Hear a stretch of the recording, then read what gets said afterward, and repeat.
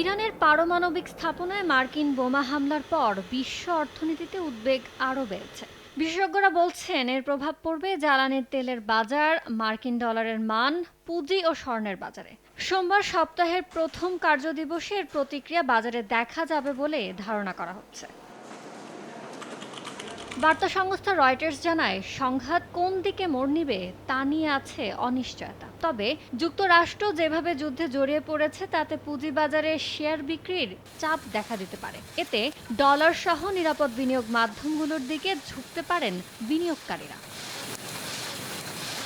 বিশেষ করে জ্বালানি তেলের অনিশ্চয়তা, অস্থিরতা আরও বাড়বে। জ্বালানির দাম বাড়লে প্রভাব পড়বে জীবনযাপন ব্যয়, এতে বাড়বে মূল্যস্ফীতি। স্বল্প মেয়াদে মার্কিন কেন্দ্রীয় ব্যাংক ফেডারেল রিজার্ভের সুদ হার কমানোর সম্ভাবনাও কমে যেতে পারে। জ্বালানির দামের প্রভাব মুদ্রানীতিতেও পড়ার শঙ্কা করছেন খাত সংশ্লিষ্টরা।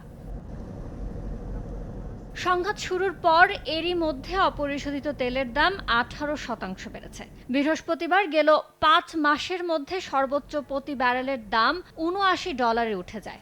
একই সময়ে মার্কিন পুঁজিবাজারের প্রধান সূচক S&P 500-এ তেমন পরিবর্তন না আসলেও বাজারে নেতিবাচক প্রভাব পড়বে বলেই ধারণা করা হচ্ছে। অবশ্য মার্কিন হামলার বিপরীতে ইরানের প্রতিক্রিয়া ও তেলের দামের গতি প্রকৃতির উপরেই তা নির্ভর করবে।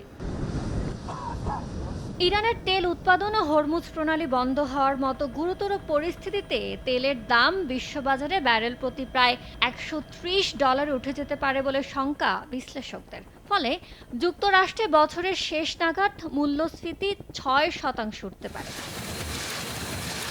তবে প্রাথমিকভাবে নিরাপদ সম্পদ হিসেবে ডলারের চাহিদা বাড়তে পারে বলে মনে করছেন বিশ্লেষকরা। ইয়ানুর শিফাত, সময় সংবাদ।